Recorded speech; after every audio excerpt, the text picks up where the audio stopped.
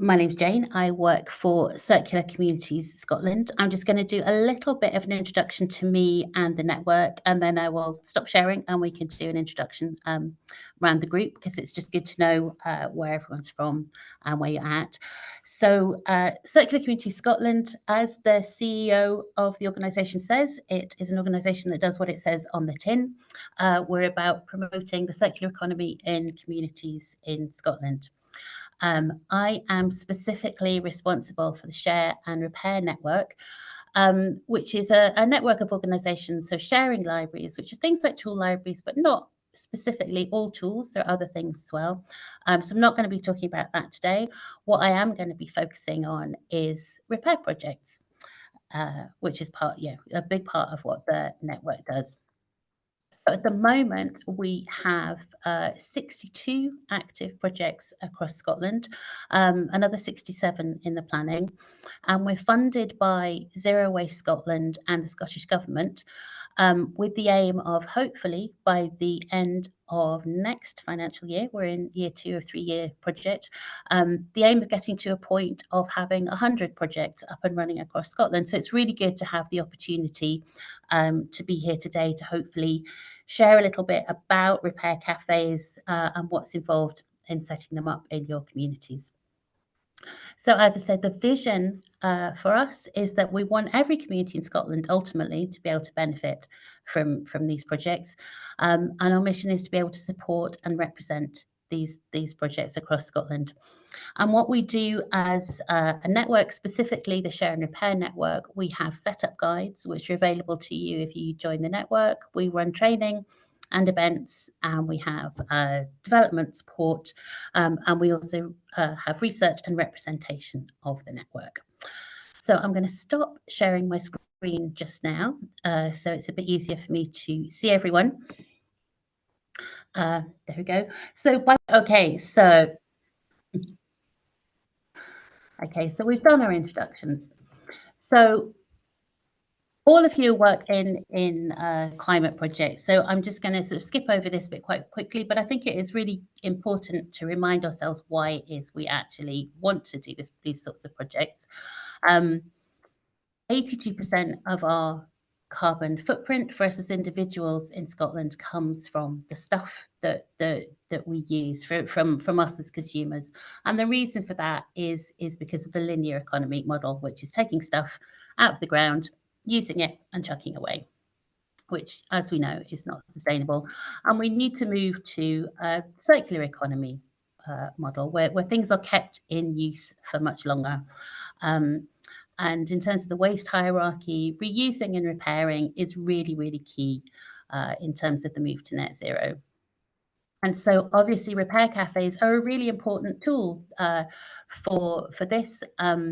Recent research that we did shows that 79% of people in Scotland would really rather repair than buy new. We know that these projects are needed, and the barriers are that people don't know how to repair things. They don't, and also they don't know where to go in order to do that. So this is why the repair cafe movement is there, and this is why we think there really is a need for these projects.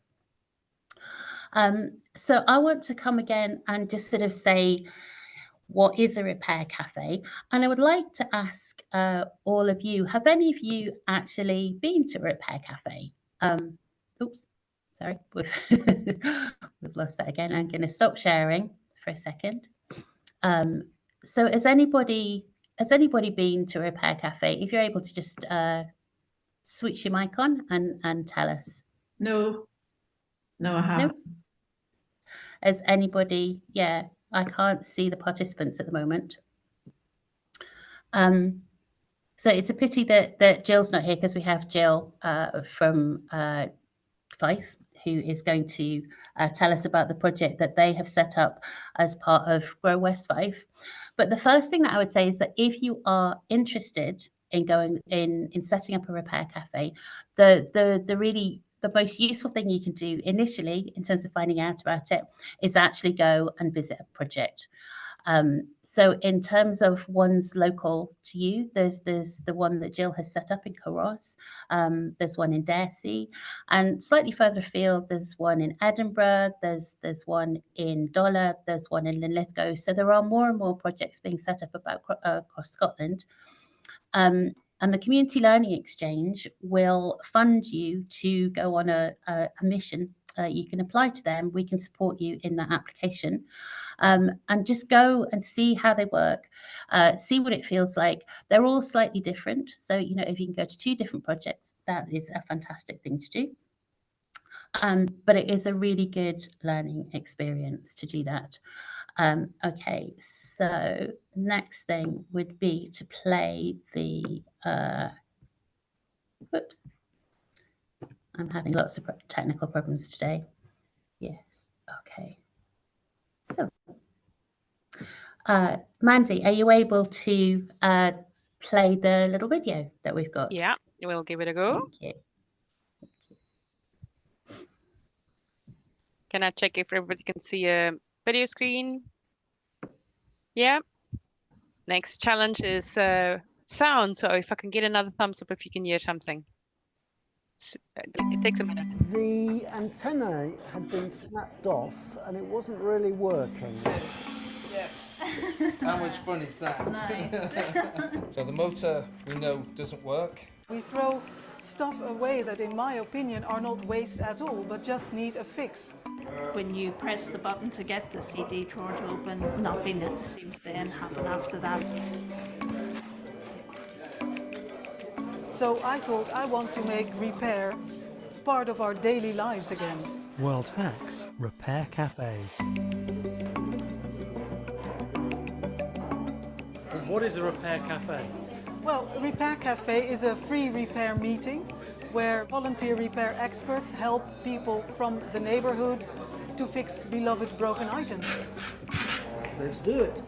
Hopefully, if we can get enough of it apart that we can get to the drive belt, we can either replace it or clean it, put it back together, hopefully it will still work. The idea is that the volunteer repairers from the neighborhood gather once a month at the community center, and then the people who have broken items, they show up and they take it to the expert, and then they try to repair it together. And you can see the slots there. Yeah. So if you attach this cable back onto that lug there. The first Repair Cafe event was in Amsterdam in 2009. Since then, 1,600 other repair cafes have been set up in 33 different countries, including South Korea, India, Ghana, Brazil, Egypt, South Africa, and the USA. I'm surprised that it's such a success, but I understand it too, because it's not only useful, it's fun as well, and you meet neighbors, you meet people that you might have seen on the street but never talked to, and now you sit down together, you make this joint effort, so it's a connecting activity. Repairs are free of charge, but people can make a donation to help pay running costs.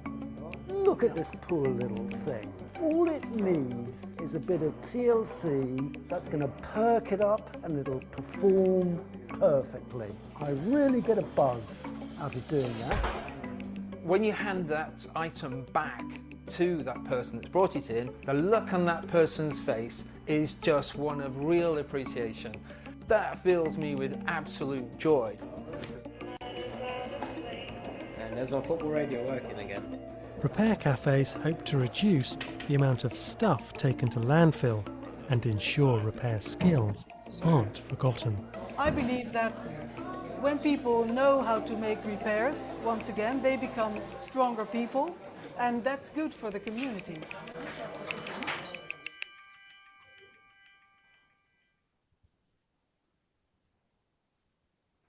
Thank you. So yeah, that's a really nice little film. It just summarises what repair cafes are, why they're great, and what's involved.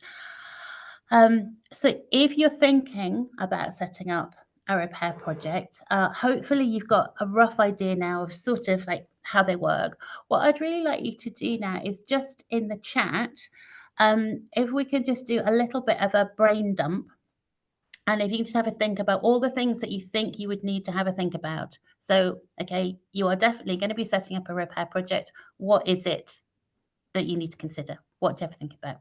So if you're able to just put that in the chat, and then we can have a look and see.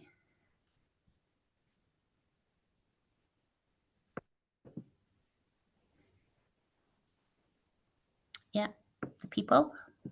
Then you,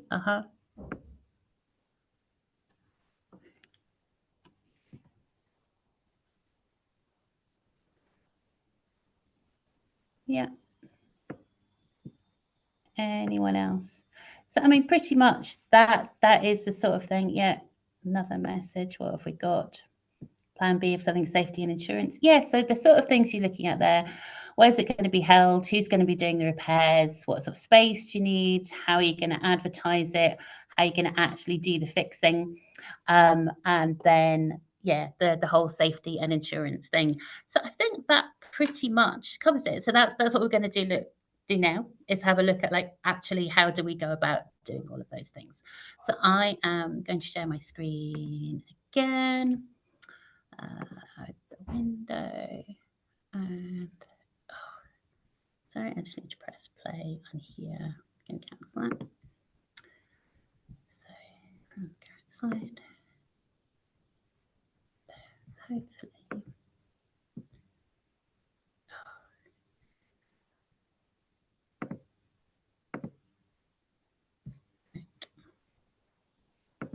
Okay, can everyone see that? No, we can't.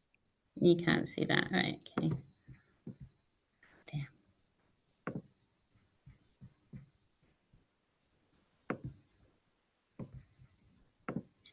Damn. The window.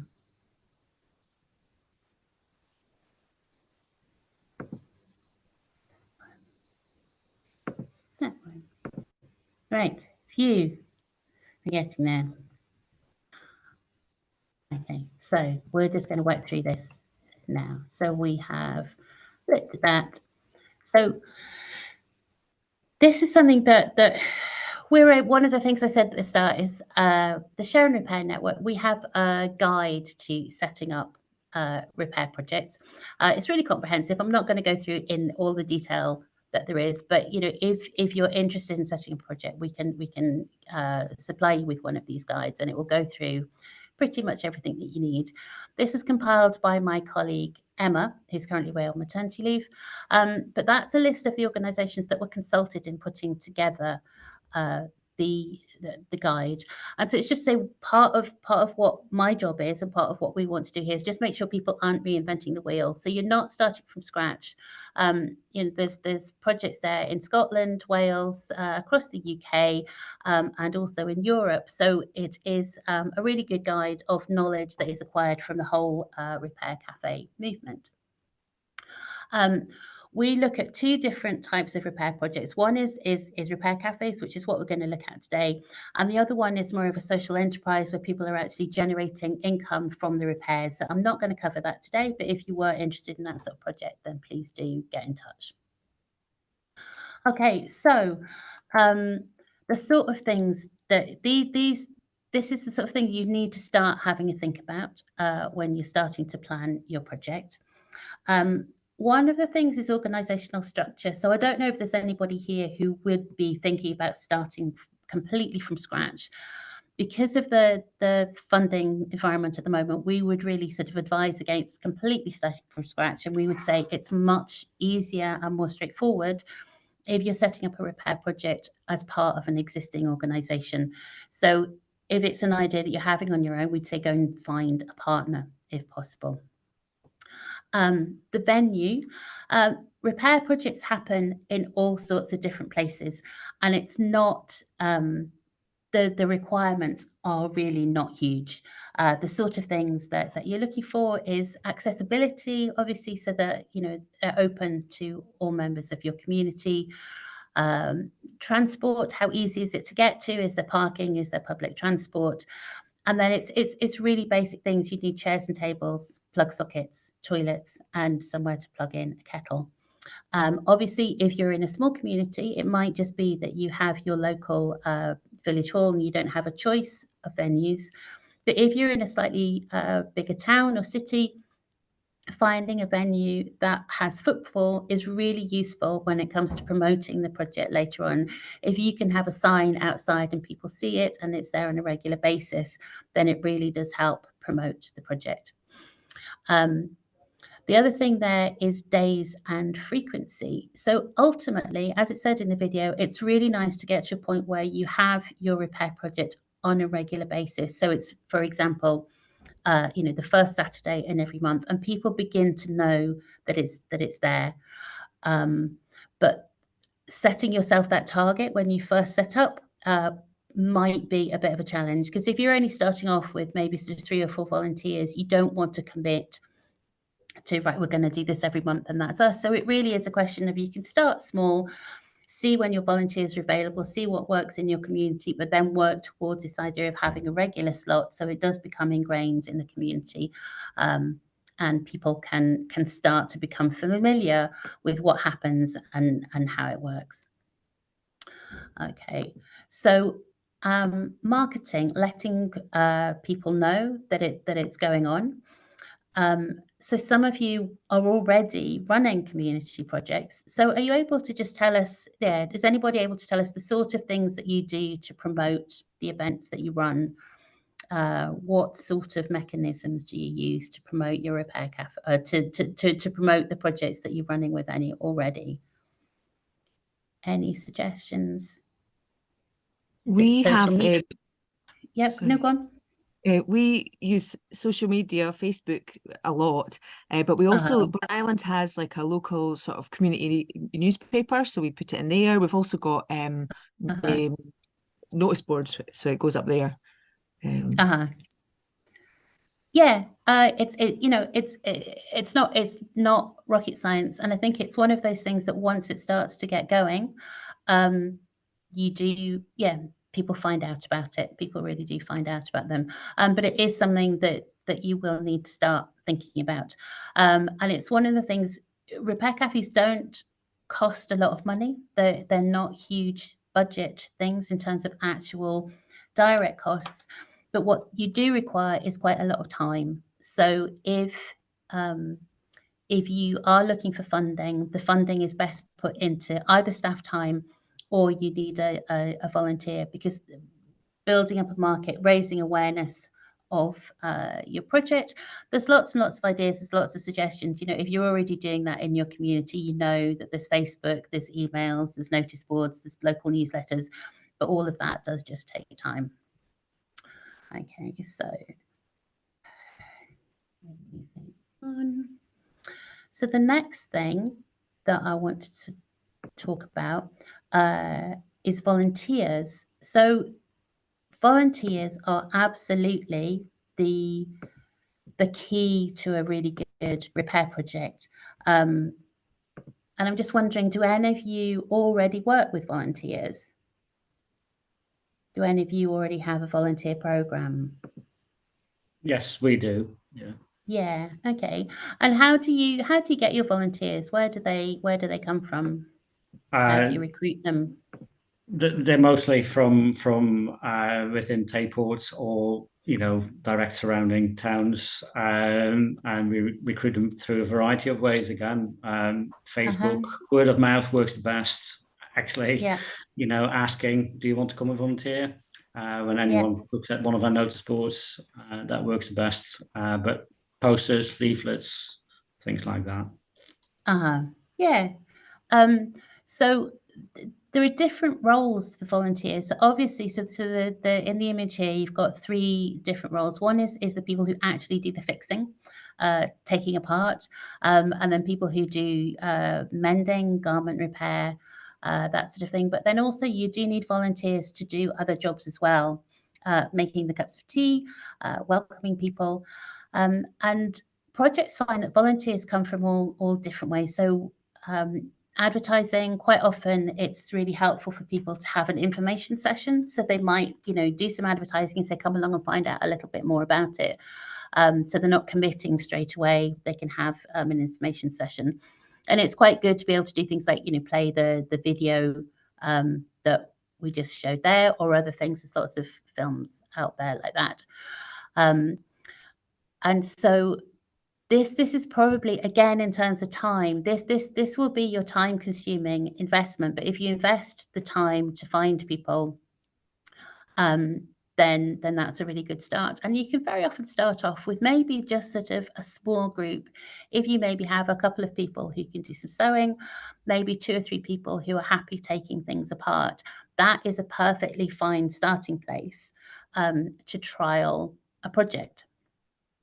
And in terms of the skills, people who are interested in taking stuff apart will find you. What projects tend to find is that they might start off with maybe a really tiny group of volunteers, but once they're up and running, people who are interested will come, and it will be like a little magnet for volunteers who like doing stuff.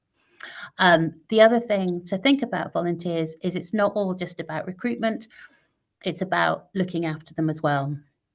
So we, as part of our pack that I was talking about, we do have lots of documents for you to share with your volunteers in terms of supporting them, in terms of keeping them safe, and we can provide all of that. So does anyone have any questions at this point before I carry on? Is there any?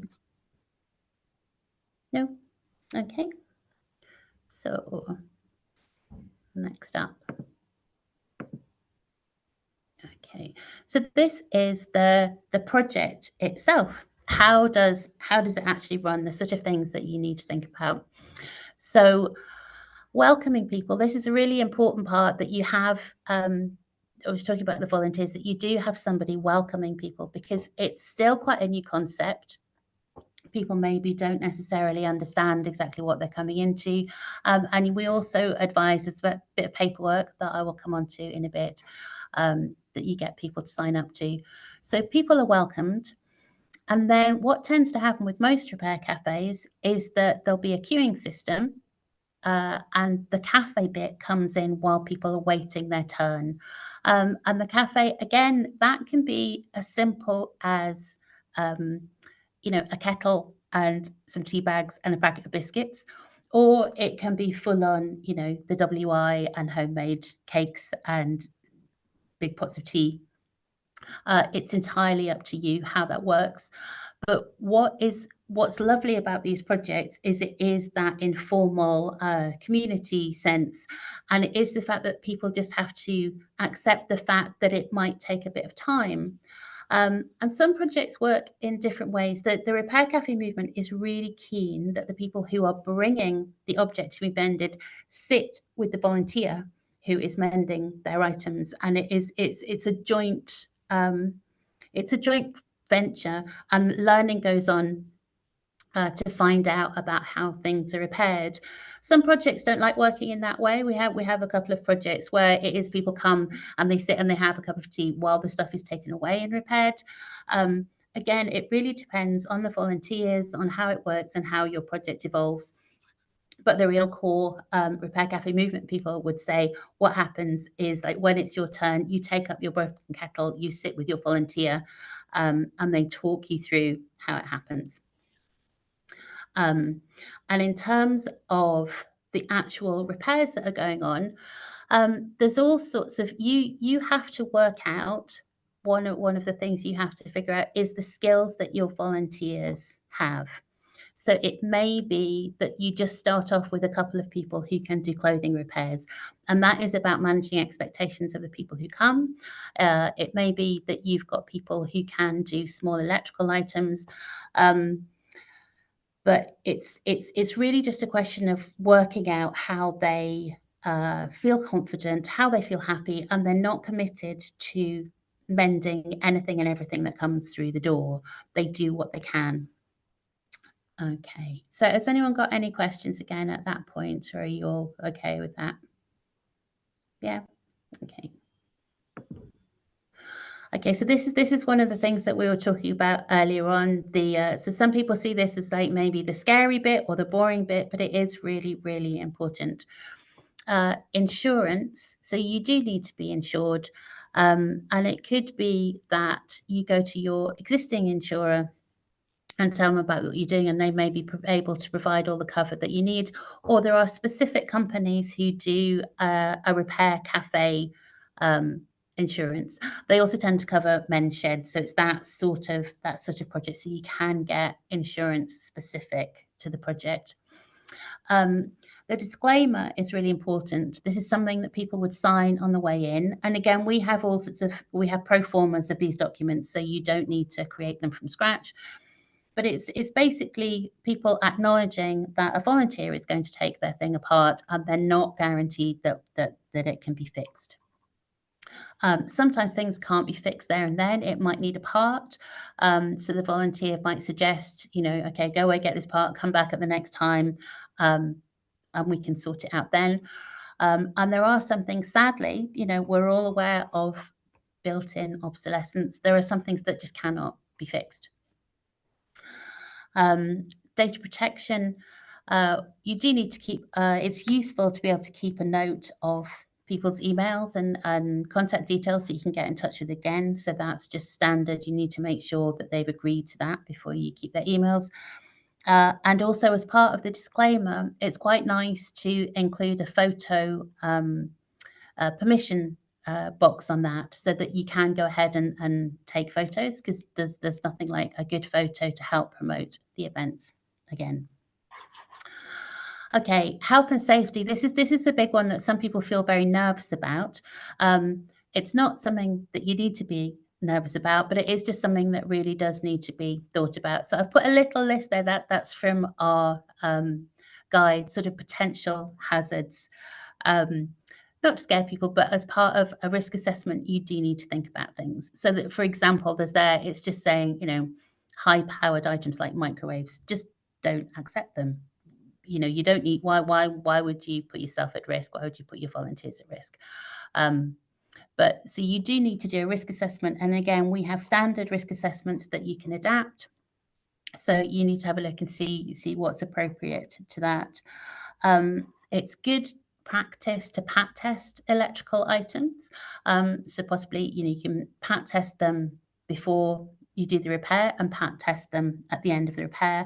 And that's something that the Share and Repair Network we can help with. We can put 2 volunteers from your organisation through pat testing training, but you would need to make sure you have a pat tester. So that's one of the few things that we would actually say, yes, you definitely need that piece of equipment if you're going to do small electrical repairs. And the other one is volunteer training. So if you have your risk assessment, so you do need to make sure that your volunteers are aware of all of the health and safety issues, and that they're aware of what they can say yes to and what they can say no to if they're not comfortable with that. Okay, and then finally, I've got measuring impact. Now, a lot of you're from funded projects, and it's really lovely to be able to sort of talk about the positive impacts. So we've talked about, some of you were from mental health and wellbeing projects. So you will have all of your systems in place for monitoring people's wellbeing and how you go about the qualitative surveys of things like that. But one of the things that we talk about is carbon saving. There are lots of different ways of doing that. This little bit at the bottom, that's taken from Edinburgh Repair Cafe dashboard, because they're part of the Restart project, which I'll talk about in a minute. And they input their data about how many items have been fixed and what type of items they are, and it magically gives them this sort of information about the CO2 emissions that they've saved. And this sort of data is really useful for sharing with the public as well, so that they know the impact of what they're doing, but also sharing with funders. And so this is just, I think these projects, it's for me, it's a complete no-brainer. They're really good in all sorts of ways. These are the sort of things ultimately that are great about repair projects, as well as reducing carbon emissions and saving money. They also build skills. for the volunteers learn a huge amount while they're involved in the projects. They help build communities. They help the general public confirm the value of resources and why they need to be saved from landfill. And projects can also contribute to the right to repair movement. And this is just a view of the wider world of repair.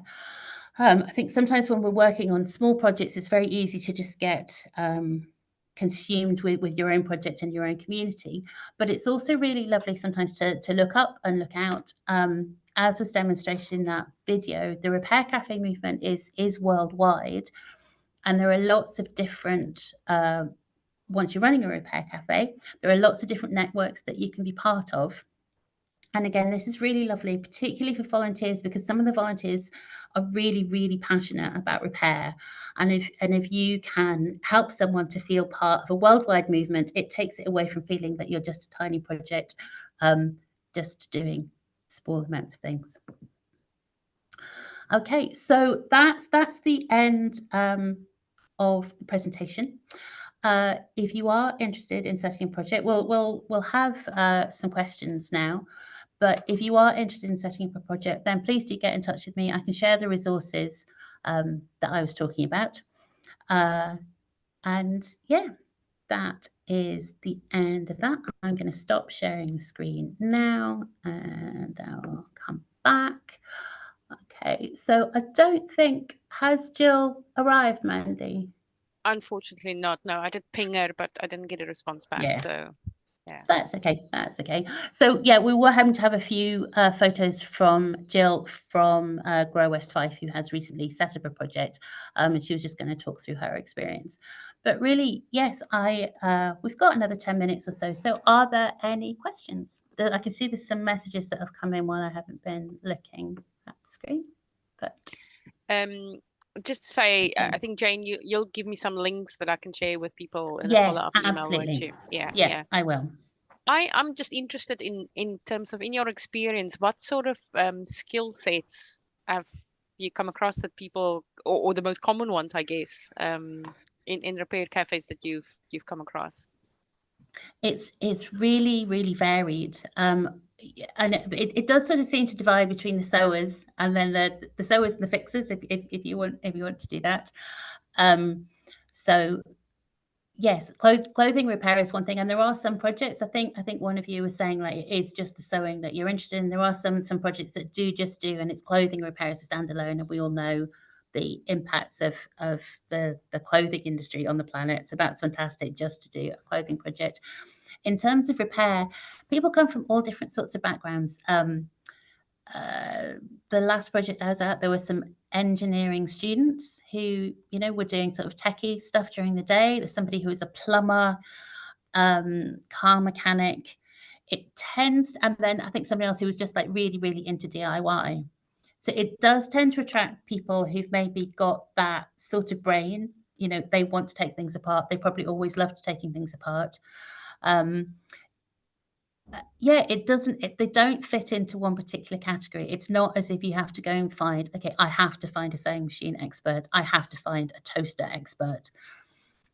Because one of the things as well is that I shared that information about the wider international repair network, is that there are so many resources out there. There's a website called iFixit, which a lot of the volunteers use, and it's the volunteers, so they might be there with something that they have never repaired before, but because of the way that they operate, they're happy to go, right, I'm going to take it apart. It sort of looks a little bit like this. I'm going to go onto iFixit and check it out. And it might be that you have a couple of volunteers teaming up and learning as they go.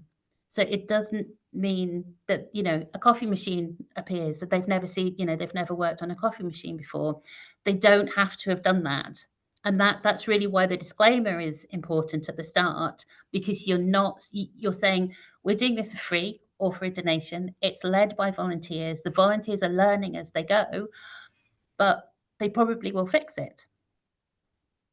but you know, so I mean, just in terms of your venue, you need access to the internet, because quite a lot of them, they are Googling and they're looking up and they're learning as they go. It's not like taking something to, you know, a computer repair shop and you expect them to go away and know how to do it already. The volunteers are learning on the job.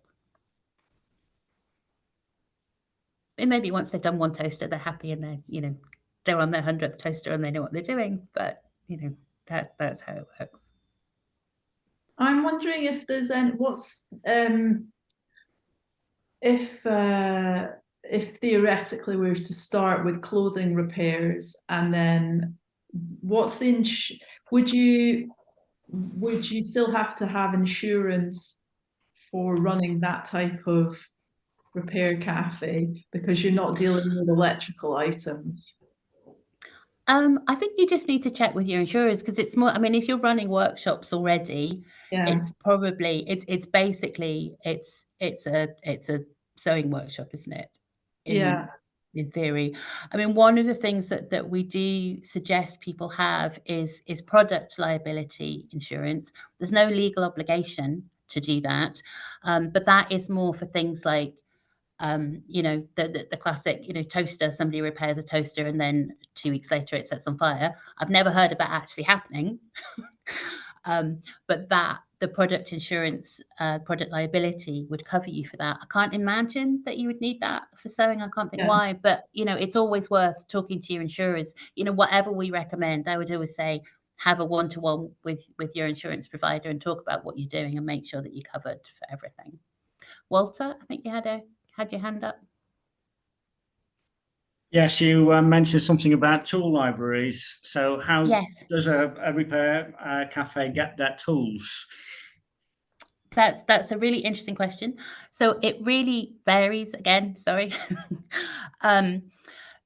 Quite often at the start, it will be that volunteers bring their own toolbox, because of the sort of people that we're talking about. They are likely to have their own toolbox. We've, you know, I haven't got the list immediately to hand, but in our guide, we have a few things that we suggest it's really good having, you know, a soldering iron, basic screwdrivers, even like small parts, like some fuses and some plugs.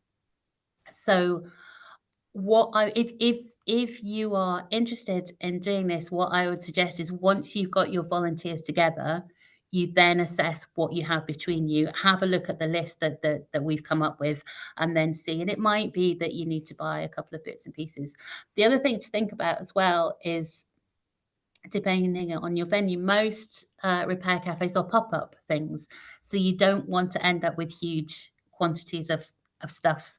Obviously, some of them are in workshops already and established, and they can probably do a little bit more than the pop-up ones, but you have to be aware of the limitations of what you can do. Okay. Is there any other questions? I'm going to lead on a little bit from Walter's. Yep. And mention the F word, funding. Yes. Is there any suggestions on if someone really gets their volunteers together and they just don't have any tools that's going to get them going? And plus, you know, like sewing workshops. Yeah, you can get sewing machines for quite cheap, I think, but you know, obviously secondhand as well. We should encourage. Any suggestions on what people can do? We talked about the community learning exchange, and I'll share that link, but that's more a kind of show and tell. That's not to buy anything. Have you got any thoughts on where people could get funding? Obviously, outside of things like Nikki, what you've done already. Yeah, I mean, it's anywhere you can get funding. Unfortunately, at the moment, there isn't. Well, no, there isn't a specific nationwide fund for setting up a repair cafe, unfortunately. But the sort of things where your money goes, as we're saying, is the most resources are in time. So, and a volunteer manager probably is the most where the hours will go in recruiting and managing and looking after your volunteers. You know, and so there is funding. You possibly looking into funding for that. One of the umbrella projects, which is the Restart project down in London, but they're a UK-wide organisation. If you become a member of them, you can get a little bit of funding towards a starter toolkit. And again, I can put the link in there. As I said, we have a little pot of money to help you with pat testing training, and we provide we can't subsidize it, but we have a deal with a pat test machine supplier, so you can get a pat test machine more cheaply through us. But in terms of funding, where the funding is at the moment is with the climate hubs across Scotland, and I think there was a fund quite recently in Fife. Yeah, so that was what Nikki was referring to. We've just gone through a round of grants, which some organizations have managed to get some grants approved, and we'll use that as part of the climate festival. But we don't unfortunately have an ongoing fund for that kind of thing in this year, but fingers crossed in our next year. Exactly. So I think the joys of working through a funded project. Exactly. I think, yes, I would just say keep an eye on funding for next year, because I think the way a lot of funds are working at the moment is sadly is just sort of year on year on year on year, and we can't guarantee that they will be there. But I think the climate hubs are where any funding for climate activity is going. And also on the members area of our website, we do have a list of funders that you're welcome to trawl through, but we can't guarantee obviously that any of that, but we do have suggestions of various different funds that you can go to, but none of them are specifically here is a pot of money for repair cafes. But I think some of the projects have gone down the route of the well-being, mental health and well-being, and particularly because of the positive impact on volunteers, and the learning and the sense of community. And I think that can be a way that you can access funding, I think, in that way. And as I was saying at the beginning, it's much easier to do this as part of an existing organisation than it is to start from scratch. Yeah, so really you're just looking at a little bit of time, and then there's, they're not expensive to run. They're really not expensive to run. It's, you have to pay for a building. Sometimes, if you've got a building for free, that's great, but it's probably, once a month, once every 2 months. And it's a little, some tools and probably a little bit of tool maintenance, but then maybe some volunteer expenses, your insurance, and whatever your pat tester costs. But they're not resource heavy projects, but time heavy. Okay. Any other questions? I hope I haven't put people off. I hope I've encouraged you to, because they are great projects. I think this thing, they really are. It's an absolute no-brainer. Why chuck stuff away when you can fix it? And it's really good fun. People really, really enjoy this. This is the thing that comes across all the time. People really love going to repair cafes, being involved in repair cafes, and at the end of it, you're stopping stuff going to landfill. So it's yeah, they're great.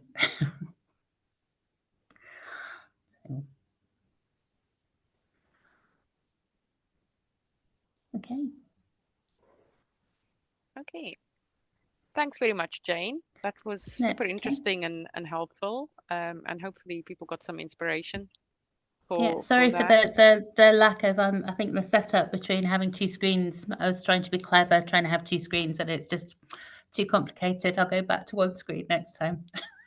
Yeah, technology, we can't live with it and can't just live without it, right? Exactly. So I will get some links and things from Jane and send up a follow email, hopefully in the next couple of days, today or so, to everybody. And also I'll see if I can get some photographs from Jill from Grow S5 on theirs, but they actually have